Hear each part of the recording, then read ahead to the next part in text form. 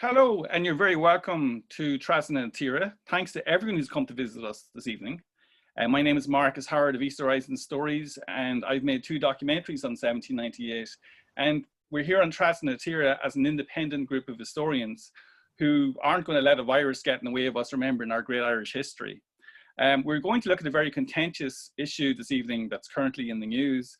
We'll be able to answer history questions, not necessarily political ones. So please post questions below and we'll read out a few at the end. Now, I want to mention just 1 or 2 things as an introduction. Let's just see here, hang on a second. So what is the Croppies Acre? Croppies Acre is a mass grave and memorial garden for the 1798 rebellion. The United Irishmen, Protestant, Catholic and Presbyterian, were known as the Croppies for their short hair. Why is it there? To commemorate the sacrifice previous generations made in our 800-year struggle for freedom. And why are changes being proposed to this memorial garden? There's been a history of attempted alterations being made to this area, but for the valiant efforts of the National Graves Association, especially Tess Carney and others, this area would have become a car park for the National Museum of Ireland. This resulted in a memorial garden today for the 200th anniversary of the 1798 rebellion.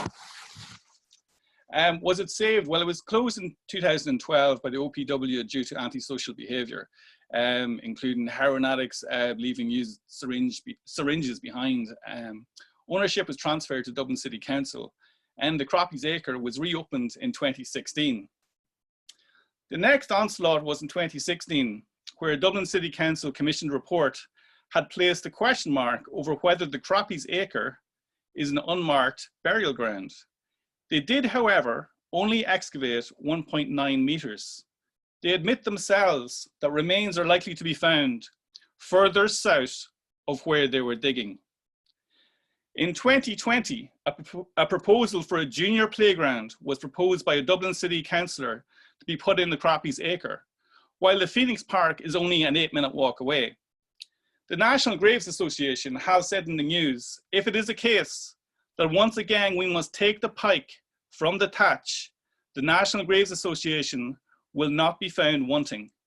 So to introduce the panel that we have today, we have Paddy Cullivan, who's a famed musician, historical entertainer, who has toured Ireland with his audiovisual spectacular, The 10 Dark Secrets of 1798, looking at before, during and after the insurrection that united Protestant, Catholic and dissenter. Paddy's one-man multimedia shows Solutionism, The Joy of the Brecks, and his historical entertainments, The 10 Dark Secrets of the Irish Revolution, as well as The 10 Dark Secrets of 1798, have been solid successes, and he certainly gave me the bug in terms of 1798. He presents and shares panels in his live political variety show, It's Not the Cuban Missile Crisis, and is currently writing a book on 1798 rebellion. Dominic Price, who has been on before talking about Mayo, has also appeared in 2 documentaries I've made on 1798. His analysis and impartiality in delivering concise, engaging historical analysis is second to none. His books, The Flame and the Candle and We Bled Together, Michael Collins' Squad and the Dublin Brigade, are above and beyond what I've seen from some academic historians on the period. Colum O'Rourke has studied archaeology and has been on another talk before and is on another talk to do with 1798 tomorrow. He has studied archaeology in Sligo and carried out his undergrad in a licensed metal detection of the battlefield of Vinegar Hill in 2009 to determine the specific hotspots of battle. His Facebook page is the 1798 Rebellion Casualty Database, and he's collected many of the names of those who took part in the actual fighting of 1798. He's had an online petition, which you've probably seen on Facebook, which had, by 5 o'clock today, about 1,800 people objecting to the proposal since it was set up early this week. Geraint Bernach, co-founder of the Irish Historic Monuments Committee, was set up the Croppies Acre Rejuvenation Campaign Group and Facebook page in 2013. At that time, the site was subject to antisocial behaviour and permanently locked up. The campaign group carried out a number of cleanups on this site and campaigned for the reopening of the park and its proper care by the authorities, which took place in 2015. So, like I said, most guests tonight have featured in the 1798 Year of Blood documentaries that I've made. We do hope you enjoyed the talk. So, gentlemen, you're all very welcome. And I'd just like to start by asking Paddy, Why is 1798 so important to Irish history? Well, I consider it, and everyone should consider it, to be our attempt at what the Americans did and the French did in their revolutions. The Irish Revolution of 1798, essentially, where Protestant, Catholic and dissenter came together. And the reason that is so important is because it was where Protestant, Catholic and dissenter loyalists went to war with Protestant, Catholic and dissenter Republicans. And you know, of 18 leaders of the United Irishmen, 12 of them were Protestant, 3 were Presbyterian, and only 3 were Catholic. So it turns our idea of the Green Catholic nationalist versus the Orange loyal Unionist on its head. And that's why, as a story, I think it's the most important story we can tell historically in this country. It's also the reason why it's talked about so little in this country, because it confounds the preordained ideas that people might have about our history. So there was 2 documentaries in the last 2 years, for instance, that both mentioned Wolfe Tone in passing and failed to mention he was a Protestant. It's a remarkable time in history. It's romantic. It is ultimately a failure, but it begins essentially modern Irish republicanism because it comes in tandem with the Enlightenment. And within the stories and within what happens, the rebellion in Wexford, the rebellion in Ulster, the rebellion in Mayo, all takes place over 6 months, a 6-month period in 1 year. And it's just an incredible story. And it amazes me that people don't know more about it. And the reason I got into it in 2018 is because it was the 220th anniversary and nothing happened. There was literally nothing going on. I know we were in the middle of the decade of centenaries, but this story is so incredible. I mean, as I say in the show, it makes Game of Thrones look like Friends. and it's no less entertaining. It's an unbelievable tale. And I've really enjoyed bringing the show around. That's where I met you, Marcus. I did the show in Enniscorthy. And of course, as you know, once you're bitten by the bug, and then once you meet General Stephen Dunford of In Humbert's Footsteps, then it's over for you. 1916 is marvelous. It's a fantastic period to 1922, and I'm obsessed with it too, and I do another show on it too. But 1798 takes the biscuit. It really is one of the great stories. And things as horrific as the Croppies Acre, where they dumped supposedly hundreds of bodies from the Carlow rebellions, Tara, all of that, they would actually bring them back all over Leinster and dump them in this one place as a warning almost to the rest of Dublin. Do not rise, or you'll end up like this. Okay. Dominic Price, can you tell me what is the history of the Croppies Acre? Well, basically, when Lord Cornwallis, or Marquess of Cornwallis, was appointed Viceroy, he arrived in Dublin. Now, he already, in June 1798, now he already knew from correspondence he was receiving that dreadful loss of life was taking place in Ireland, and in particular from people who had written to him in Dublin, that it was particularly bloody in Dublin and its environs. Now you had bodies laid out in the square, in the barrack square of Dublin Castle. You had bodies hanging from the lamp standards at the barracks, now the Royal Barracks, which was the first military barracks ever built in Britain and Ireland, changing the way troops were billeted in Britain and Ireland and in the British Empire. And they were hanging from the lamp standards outside. They were hanged on Queen's Bridge, which is now Queen Maeve Bridge. There were a number of executions there, along with beheadings as well in some of the Bridewell and not Kilmainham, but Newgate. So it was very bloody, and there were bodies strewn everywhere. So when Cornwallis arrived, he was deeply shocked at the level of hatred. And people openly spoke to him about exterminating the United Irishmen and Catholicism from Ireland. And he was horrified by this. He's a man of the Enlightenment. He's he's experienced in America. He has learned considerable lessons in his dealings with the Americans and the loyalists there in particular. Well, Dominic, for people who don't know, he was involved in the American Revolution on the British side. He was on the British side, and he ultimately surrendered the British control after the Battle of Yorktown in America. Now, when he arrived here, he was horrified by the situation. His main effort, first of all, was to establish law and order. So court-martials were carried out properly, but he also was concerned about the bodies. The authorities in the city didn't want to go to the expense of funeral burials. So instead they chose an area called the Croppies Hole, it became known, where offal was dumped, animal offal. And it was down opposite what is now the Royal Barracks. So that was the site chosen, and they were interred there. And considerable numbers of them. You get reports of cartloads of 30 cartloads. Say 1,000 bodies were killed in an attack in Gore's Bridge, and 30 cartloads took those bodies.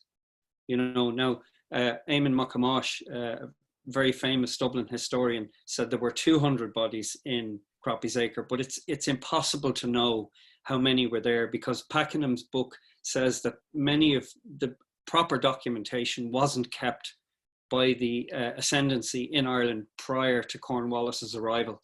Now, he insisted on that being established once he arrived. So we'll never know for sure the exact numbers, you know. Now, you mentioned to me, see on that map there, the first edition 6-inch map of 1846, we were talking earlier about the possible location of where they were supposed to be buried. Do you want to mention about that?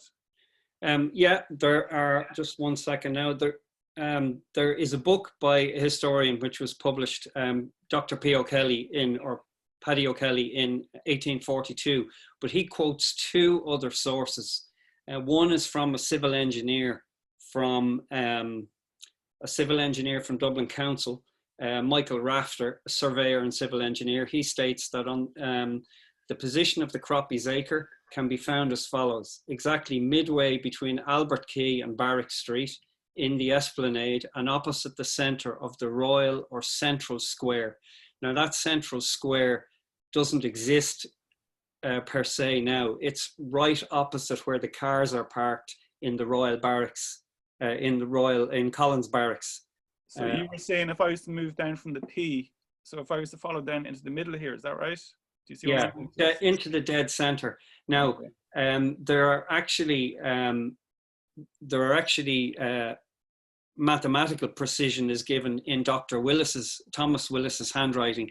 Now he died in the 1880s, and he was about in his 80s. So he would have been alive and spoken to eyewitnesses, if not known where that site was himself. Now he states that Croppies Acre was situated 147 feet from the boundary wall of the Esplanade on the west side of Liffey Street West.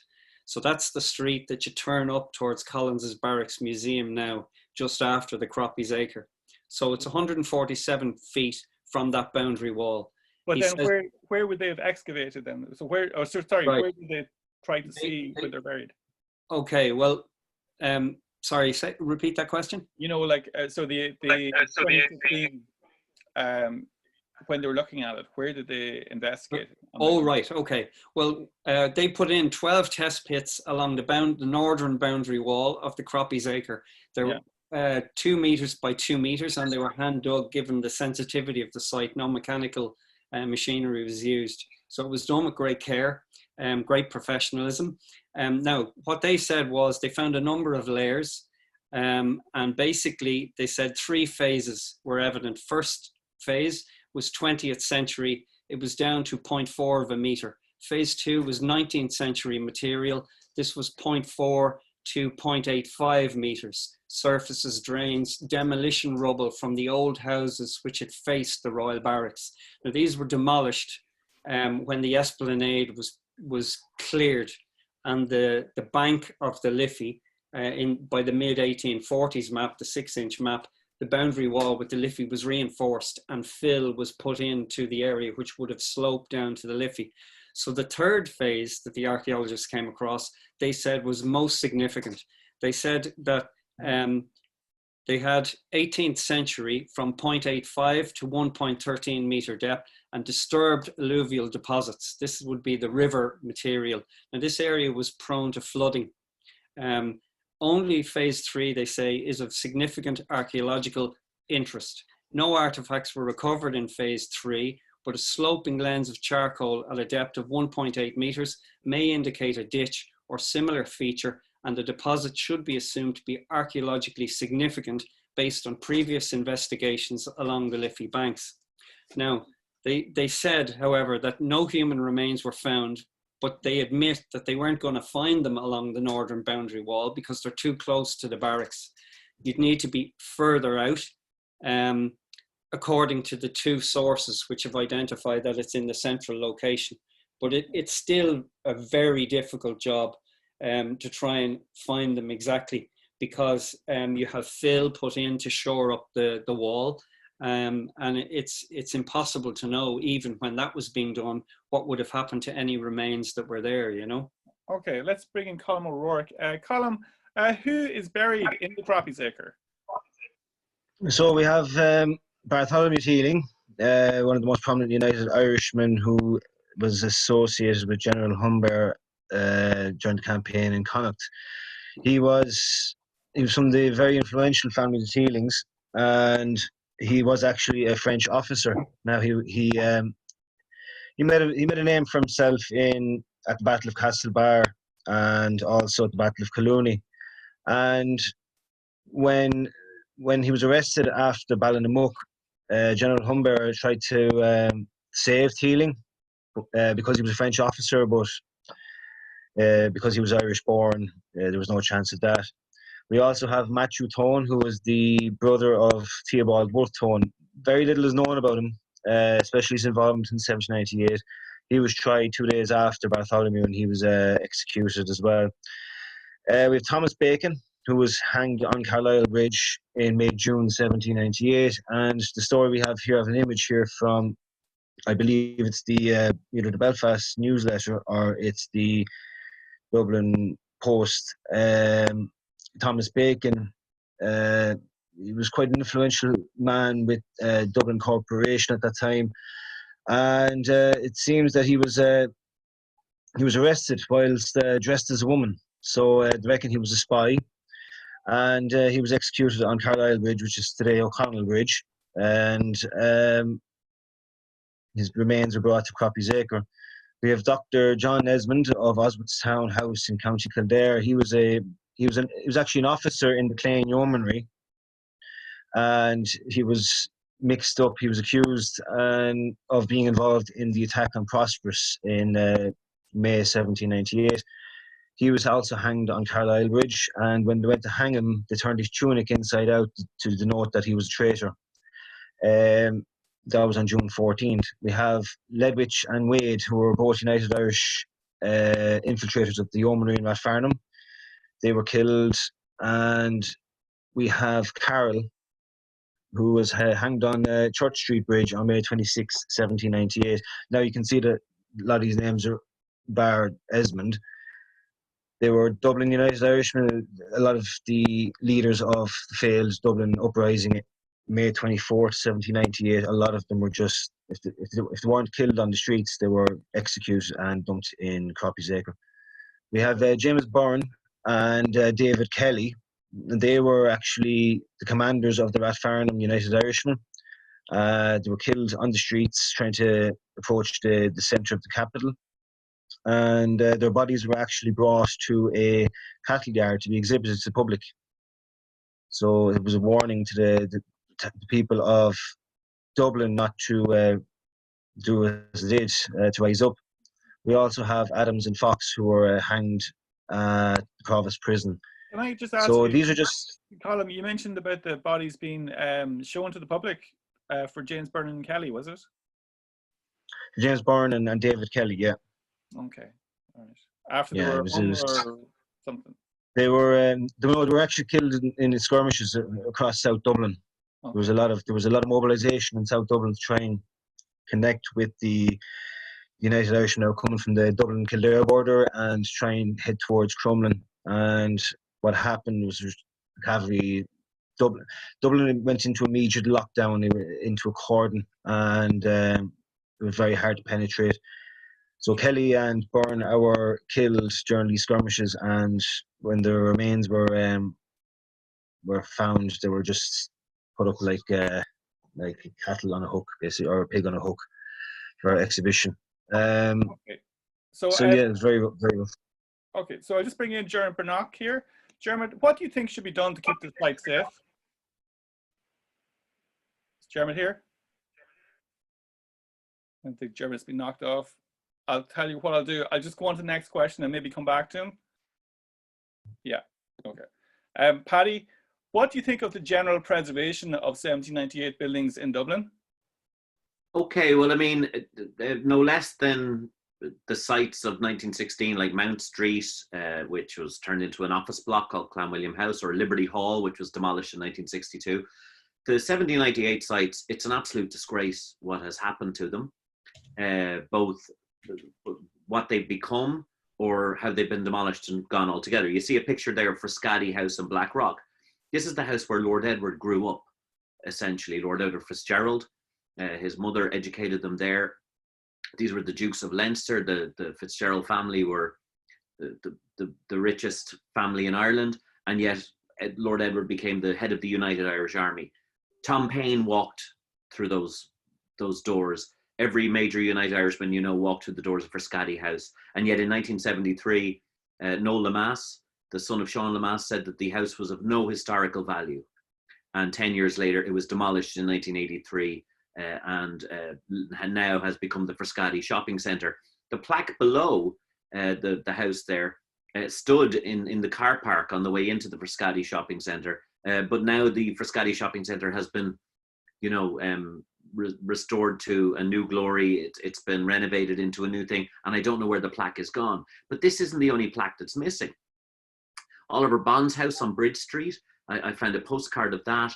That stood on Bridge Street across from the Brazen Head for years and years, for 200 years, until the 1950s, when it was demolished as part of road widening. There was actually a plaque up on that house. That plaque is gone. Napper Tandy's house up in Cornmarket, demolished as part of road widening there. In fact, the only reason the Taylor's Hall still stands after huge efforts by protesters to keep it going, the Backstreet Parliament, is literally because it's back in off the road where it would have been, where road widening would have taken place. So medieval Dublin was the epicenter of the United Irishmen. They all lived and worked and met around Bridge Street, High Street, Thomas Street, James's Street. Barely anything remains bar the Lord Edward pub. But it's not the only one. 1983 was year zero for a lot of things. St. Peter's Church on Ainger Street is where the Emmet family crypt was, where the entire Emmet family, and it's presumed Robert Emmet may have been buried there, but without any fanfare. Because remember, people forget that people weren't walking around boasting about their republicanism after 1798 or 1803. They were keeping their heads down, keeping quiet. So a lot of the reason possibly why the Emmet body wasn't advertised as to where it was buried is because people wanted to just keep their heads down and carry on. It doesn't matter whether Emmet is buried in Ainger Street or not, because in 1883 the entire church was demolished and replaced by a toy town block of apartments. We have plaques all over the country that are completely misinterpreting the message of 1798. I think of the memorial in Castlebar, which has a Catholic priest blessing a pikeman about to go out, though the Catholic Church condemned the rebellion. And of course, the two symbols on either side of the memorial is a harp for Ireland, which is fair enough, and a fleur-de-lis for France to represent the French invasion. However, the fleur-de-lis represents royal France, not actually Republican France. So everything is completely wrong. Okay. I just want to try. Yeah, go on. The level Moore Hall was demolished, burnt down by the IRA in 1923. Very little remains. Even Wolfe Tone's house on Stafford Street, number 44 Stafford Street, which is now Wolfe Tone Street, gone. And you even see in front of that, the graveyard from St. Mary's Church was flattened, and the graves are all just piled up against a wall. So we have a real problem in this country with respecting historical sites. Okay. Now, I like the Croppies Acre. I think the work that was done to set it up was okay, but I still don't think it's a good enough interpretation. I would think more of something like the 1798 Rebellion Centre in Enniscorthy, which is magnificent. And if you had that adjoining the Croppies Acre, at least it would give people some context. And they might have some idea what's going on, rather than this thing that's just sitting there. Okay. Well, I just want to bring in Jeremy Bernock again. We have him back, I think. Jeremy, are you there? Yeah. For some reason, I was muted. I couldn't join in. We weren't censoring you at all. Now, don't worry. What was I going to say to you? What do you think should be done to keep the site safe, the Croppies Acre? Well, I think your previous speaker was right that more needs to be done. The public needs to be involved in what's happening, and it's very important that the public is educated about what the importance of the site, and also that they are, if you like, emotionally recruited behind it, in support of it, because the other interests, such as speculators and all kinds of other interests, have no interest whatsoever in history, as your previous speaker has illustrated. An enormous amount of valuable buildings and other places have been lost. Okay. So one of the things that could be done there is that reenactments could be done there. We did a small one down there some years back with actually people from Enniscorthy, a reenactment group from Enniscorthy. Unfortunately, it was a terrible weather. We had to shelter under very un-1798 umbrellas while we had speakers and singers. Okay. But that's part of what could be done there. I think also the walls around the place could carry some symbols and faces of some of the people, because as another speaker there earlier on, Colum was listening. They're actually they're real people. They're not just anonymous bodies that were thrown into a pit, which was a disgraceful thing to do, but that we actually know the names of some of them, and that they were hung from bridges in Dublin, and the bridges should be actually identified as well, as Colum was just doing, so that we know the city that we live in and the streets that we walk in come to life for us in history. And we understand the terror that was inflicted on the people who had treasonous kind of ideology. In other words, any kind of republicanism or kind of ideas about Irish independence. And those, I think those are the things that can be done. Okay. And they wouldn't take a huge amount of effort to do either. Sure. Okay, thanks. Now, I just wanted to ask Dominic, could you tell me, how did the United Irishmen come to be buried there in the Croppies? Well, basically, Cornwallis wanted the whole situation cleaned up. And he wasn't just talking about, the lack of sanitation in Dublin because of mutilated corpses being left hanging around. He was talking about the whole administration and the way the country was being run at that time. And his initial approach, I mean, he's a really enlightened person. His initial approach was to ignore the ascendancy who were running the show. He didn't reside in Dublin Castle. He went out to the Viceroy Lodge in the Phoenix Park. He rose early, he breakfasted, and then he spent the whole day with his secretaries trying to organize the country and get it running. He then went horse riding in the afternoon for about 4 o'clock for about an hour and a half, had his dinner, and then they sat in discussion all evening, and he retired at 11. Now, his decision was to clean up the whole place and to have the administration of the empire running properly. So this is what he began to do. Now, he ran into considerable problems because there was a backlash, and he let Castlereagh deal with that because he said he had the temperament for dealing with these people. So he allowed Castlereagh to deal with those, and he was quite successful. He did manage to, they had 80 state prisoners at one point, and 71 of them approximately were reprieved or given an amnesty. Now, they were jailed, some of them receiving considerable long prison sentences, but his aim was, with an aim of establishing an active union where Ireland would play an equal part, where Catholics would and Presbyterians would receive emancipation, that they would be equal members of the country, unified with Britain in a united British Empire. Now, that's his view. Now, that emancipation didn't happen. He was greatly disheartened by that, but he did manage to establish considerable control in the period of time that he was here and establishing order when he arrived, you know. Okay. Colum, I'd like to ask you, why is this memorial park, the Croppies Acre, so important to 1798?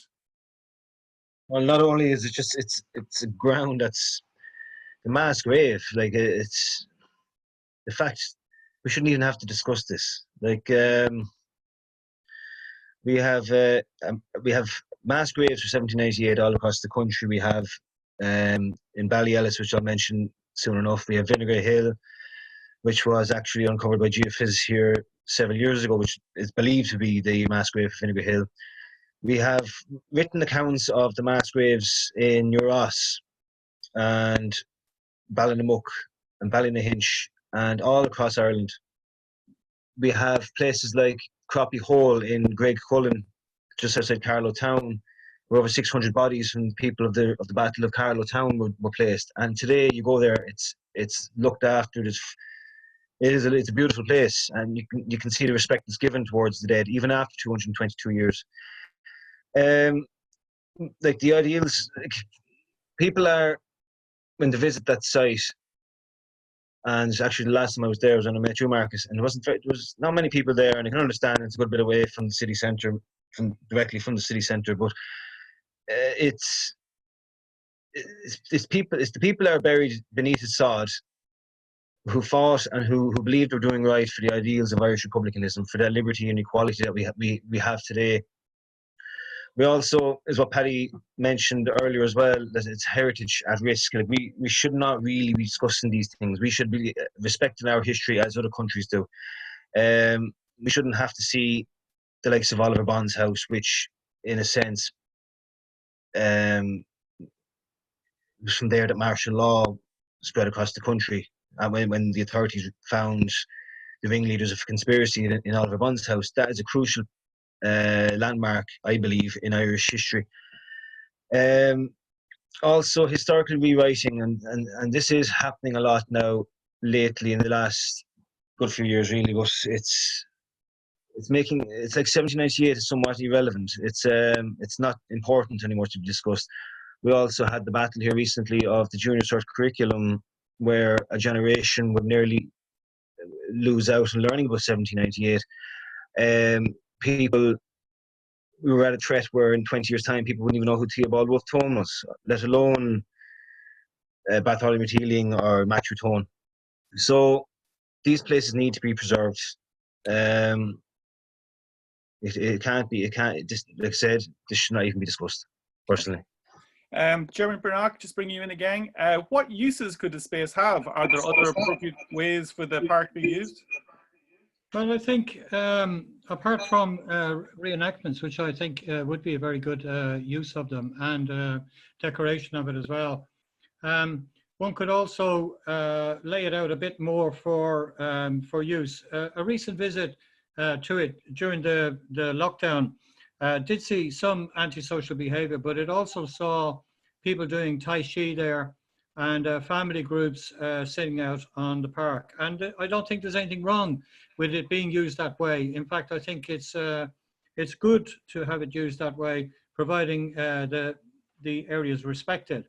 And when Dublin City Council, when we pressured, when we got involved in the campaign to have the site looked after properly, and the argument was going on between OPW and Dublin City Council, which of them would be responsible, Dublin City Council eventually said that they would put some picnic tables there.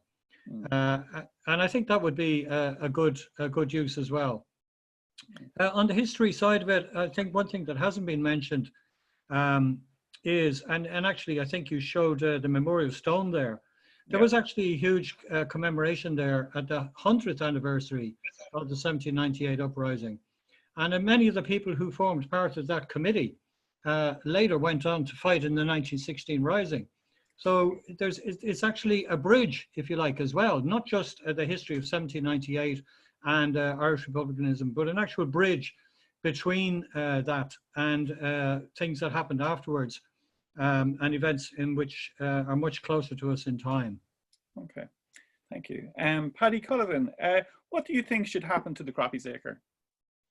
Well, I'm personally, I'm not perfectly happy with it as it is. I know that the councillor who was looking for it to have a playground, he has this idea that somehow if you put something nice like a playground into the Croppies Acre, which does have a lot of antisocial behaviour, it's a bit like the analogy where if you put one bad apple in with a bunch of good apples, it'll rot the whole barrel.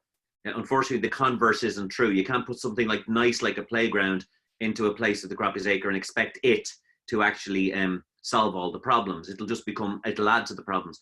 The problem with the Croppies Acre is one of geography, of design. The central circular area in the middle is kind of provides cover for people who want to continue the antisocial behavior. I'm not judging them at all. I don't judge people on that basis, but I do believe that the space has to be made something else.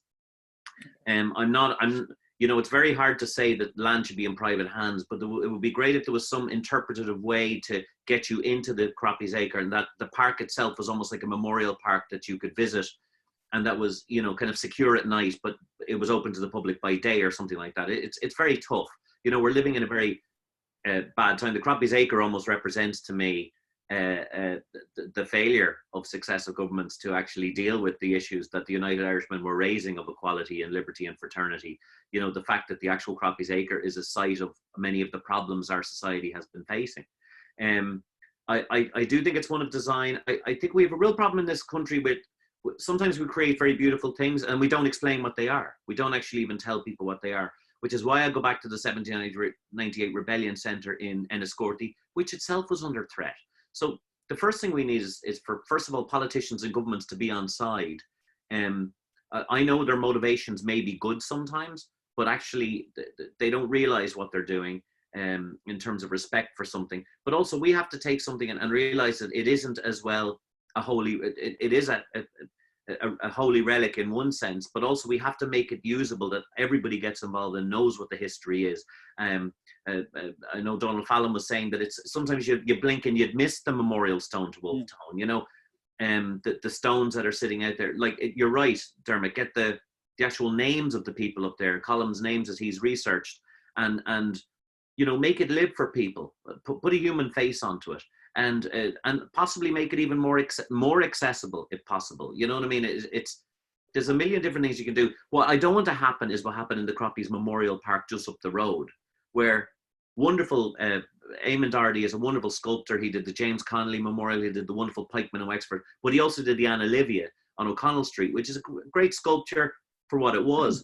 But at one point a few years ago, they decided to move it up into the Croppie Memorial Park. It has nothing to do with 1798. It's a statue dedicated to something else. So we can't treat these places like they're just places to dump old statues that we need to find a home for. We have to actually make them really living, beautiful places, and attach a little bit of the specialness to of the history to the actual spaces themselves, and engage people. And as Dermot says, like Steve Dunford's wonderful reenactments, the people from Enniscorthy who do that too, it should become a regular thing there. There should be musical events, things that tie to 1798. You could have a whole festival dedicated to 1798 there. Make it a living, breathing memory of that event. Okay. Dominic, could you tell me about some of the records that people could use if they were interested in researching about this? Sure. Well, you have Cornwallis's memoirs in a number of volumes. You've also got his correspondence, and some of these are available online free from Google Books. There are a number of versions of them, so just check that. You've got P.O. Kelly, who wrote about 1798 in 1842. His account of that is online, available free as well. You have James Collins' Life in Old Dublin, 1913. That's available, and you can consult that as well. All of those are on Google Books. You have fabulous academic articles on gestor.org, which people can access for free and read as well. You've got correspondence in the Kent, in the National Archives at Kew, but the centre that holds them is the Kent Historical Museum and Library, and it may have to do with the particular lord or landowner who was present in Ireland at the time, but their correspondence is in Kent, and much of it deals with 1798. The National Library of Ireland, Trinity College Dublin, have fabulous sources on policing in Dublin at the time. And also, just even yesterday, I had a look at some letters in the American National Archives from surviving United Irishmen who actually made it to the United States years later after their terms of imprisonment were over. Some of the letters just briefly refer to them, but you get their names. So all of this is about piecing together a jigsaw from many different sources to try and build up as complete a picture, like Dermot said, that these were real living people, and to put a face on them, to actually see them as living people rather than just dead bodies or just lost in the past, you know. And there's a really important message from 1798 that if a society isn't equal and there aren't equal opportunities for everybody, right, and the aspiration to a brighter future for the inclusion of everyone isn't addressed seriously. I mean, this was serious consequences in Ireland in 1798.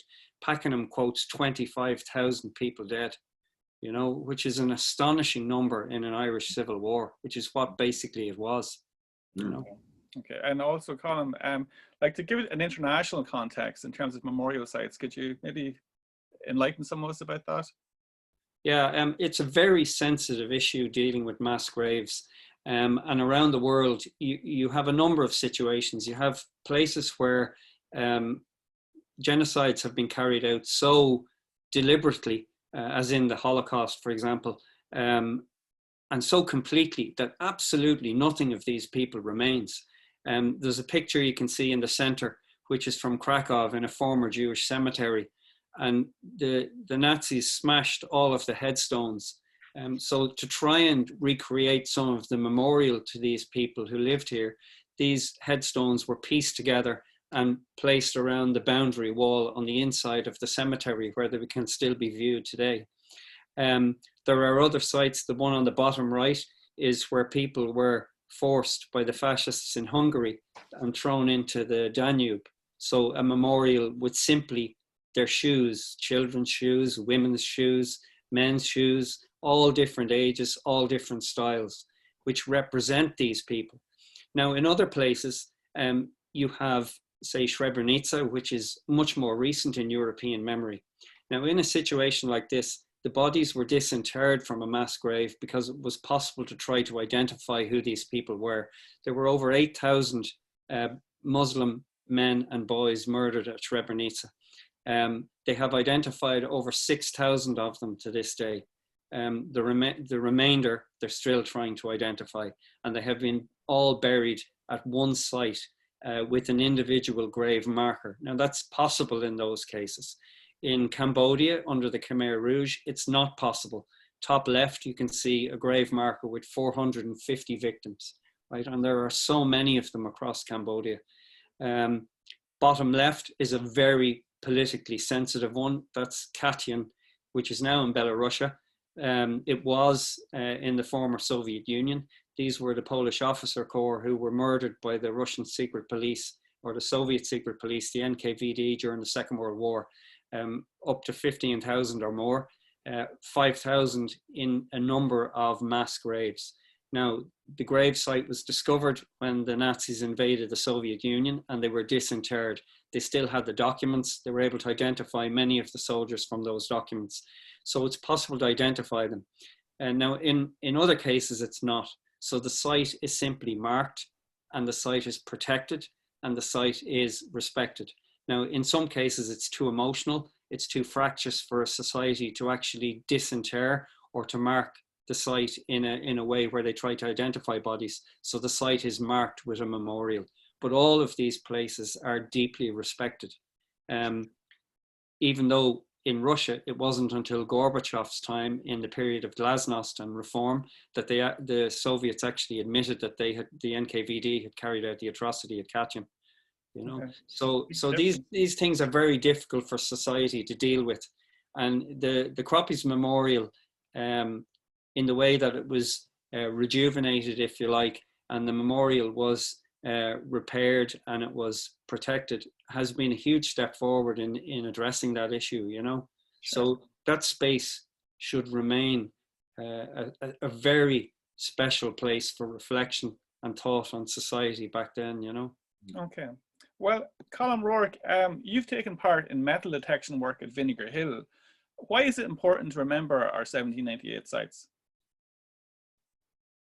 It's important to remember because everyone has sort of touched off it here now in the last hour, but 1798 is very important. It's an important event for modern modern Ireland. It's when we went on the detection up there in 2009, we only went out with the aim of trying to find the hotspots of the battle, but realistically, we're actually stepping in the location of these rebels. When we were coming across areas where we knew that the rebels were fighting, it actually made us realise we're in the exact locations of where the insurgents were firing from and all sorts. So it made us feel like we were somewhat attached to 1798, whereas there's a big detachment of 1798 in many regards. There is a poor protection of Irish battlefield sites across Ireland, and as you can see here, you can see Vinegar Hill in the centre, but a lot of the surrounding hinterland of the hill, including actually down to the bottom right, where that was all where the rebels were encamped the night before the battle. You can also see the school is currently being built there. This must be a very recent satellite image, and you can see that the hill is getting quite smothered with housing estates. We also had the incinerator threat at the Battle of the Boyne site. We have had there's just no respect whatsoever, in a sense, I believe, from the state towards Irish battlefield sites. But we have here on the left, we have the memorial. This is only a simple memorial to a mound within a field behind the hedge for the ancient Britons that were killed at the Battle of Ballyellis. You would not even notice that stone unless you knew where it was. People who were driving from Gorey to Carnew, or basically the Gorey to Carlow Road, drive past this, and a lot of people don't even realise it's there. Only I remember because I was there at the unveiling. It's actually quite hard to find it because in the depths of summer, it's very hard to find with the foliage. And look at it now; it's the writing. It's barely you can barely read it now. Now I know the stone is there. The mound and the people buried within it are being recognised somewhat, but again, it's not enough. It's Okay. It won't be long before that's fully covered in a sense. But this is happening all across the country. Like, it was all great in 1998 putting up these memorials and plaques across the country, but falling into serious disrepair in some regards. Some examples I've noticed, even to a point that from what I hear, a 1798 memorial is also under threat in County Tipperary. Now, I'm not 100% sure on that. It's only from when we last heard that, Marcus. Like, it is a very important period, 1798. It should not be forgotten. As you can even see here on the Google Maps image, we have the National 1798 Rebellion Centre just in the south of Enniscorthy there. It is very important. Okay.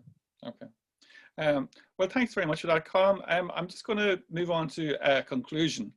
For me, I'd often go past the Croppies Acre, and often, you know, when you're going through the city, you think of the GPO and Liberty Hall, and you think of those who fought so bravely to give us our freedom. Now, Dermot Brannock has mentioned this too. The 1916 Easter Rising leaders were inspired by 1798. Many today look up to people involved in 1916 Easter Rising, War of Independence. Michael Collins as well. He often mentioned about Wolfe Tone to talk with Ned Broy about Wolfe Tone, their initial meetings. But for Páirtí Pearse has said Wolfe Tone gave Ireland a clear and precise and worthy concept of nationality. Now, James Connolly has an interesting quote. "We think with pride and joy of Wolfe Tone and his struggle for Ireland, but when we think of his enemies, of those who thwarted him at every opportunity, who ceased not to revile him while alive, and paused not in their calumnies, even when he had passed beyond the grave. The leaders in church and politics of the people, whose emancipation Wolfe Tone had labored to secure, it is a lesson we need to remember in the task before the Irish democracy today." Okay, so thank you very much, gentlemen, for having this discussion. We're going to ask a few questions. We hope you all behaved. Okay, let's begin the questions. So we're just going to ask from Niamh Hassett, first of all. Why was the archaeological dig on the Croppies Acre done so far from the most likely location of the Croppies burial site? What was the purpose, if not to find the remains? Dominic, maybe you take you for that? Yeah, well, there was a proposal for a cycle path leading into the city. So they were excavating on that side, the northern boundary, to see if there would be anything very sensitive in the way. From the archaeological report, it seems to imply that, and that's why they were looking on that particular spot.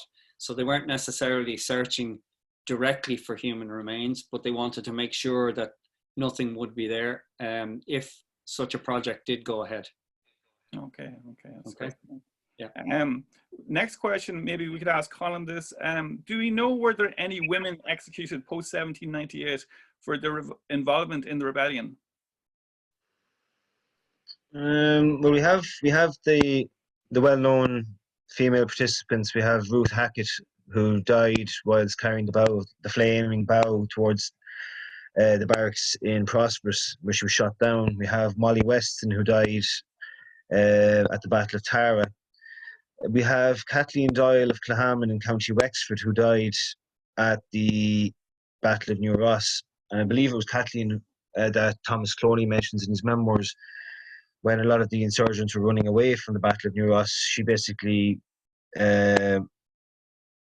she was very vocal in her protest regarding these lads running away while she stood there trying to man a cannon.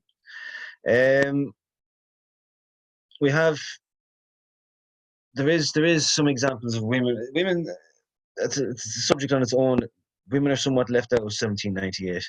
We have, of course, Mary Ann McCracken and Margaret McTeer, and we have a lot of mentionings of women being somewhat a part of the whole United Irish machine across Ireland. But in regards battle and execution, very, very few that are recorded anyway. No, it's very, very limited. Okay. So we're just going to ask Donald Fallon. No, sorry, we're going to ask Paddy Cullivan about Donald Fallon's comments. Donald Fallon has done some brilliant research on the Croppies Acre also. It's not a question, more an observation. It would be great to map 1798 to 1803 memorials around Dublin. A great memorial on the site of Catherine's Church and Liberties lists not only the dead of 1803, but their professions, put up by the Labour Monument. Likewise, 1898 centenary stone of the Wolf Tone Monument in Croppies Acre is easy to miss. And interestingly, just before I do ask your thoughts on this, Paddy, the memorial stone, it was Terence Breen who told me that was actually on top of Grafton Street, and they moved it, I think, because of the Fusiliers Arch, and eventually it made its way to Croppies Acre. But what do you think about Donald's suggestion about having a map for 1798 to 1803 sites? Oh no, absolutely. I believe the more the more we're able to bring people in, the merrier. You know what I mean? It's why I was doing the show once a month up in Napper Tandy's, you know, to try and tie it all in and get people in. And, you know, it's not just the name of a pub, find out about the man himself, you know. And I think a map is great. I mean, I was talking to you before about the whole idea of from Downpatrick to Downpatrick Head, you know, because there's a strange correlation between 1798 battlefield sites and prehistoric and Christian Ireland as well. You know what I mean? You know, Thomas Russell famously buried in Downpatrick, the very last battle of the French in Mayo, at Downpatrick Head in Mayo. So you could do a whole 2-week tour where you brought people around. Kathy Keane does amazing tours in Enniscorthy of Vinegar Hill. She brings you up in a little van and you actually see the site and you go everywhere with her. She can bring you to Owlert and all this. All of that stuff is vitally important because we're living in an age of the battle for 1798 goes on. Like, it didn't just end in 1798 or 1803. Because, as I say in my new book, as early as 1802, Musgrave was writing 1,000 pages on the 1798 rebellion and spent 26 of those on Ulster.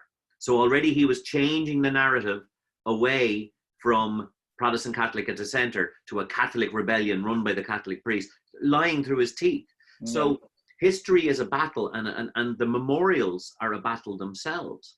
You know, there's always some guy who wants to build a shopping center or a playground or a cycle path, sorry to say, or any of these things.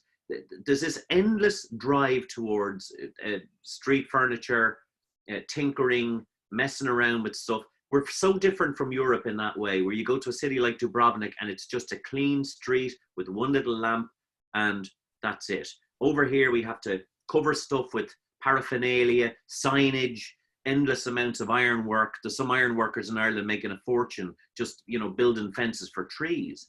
Like this whole thing, you know, we need to have a deeper respect, and our political class really need to understand and consult with people like Colum and Dominic and Dermot and yourself, that this stuff can be treated sensibly, and go to artistic people and ask them as well, because this whole idea of, you know, like one of the secrets in my show, as you know, is how a hotel in Galway called itself after a government general, Merrick, who massacred people all over the country. And for 10 years was a hotel in Galway named after Merrick, the Merrick Hotel, because they didn't do their historical research.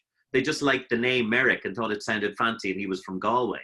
You know, that'd be like, as I joke in the show, that'd be like calling the hotel, the Shelburne Hotel, the Hotel Hitler, because Hitler's brother worked there as a waiter for 1 year in 1911.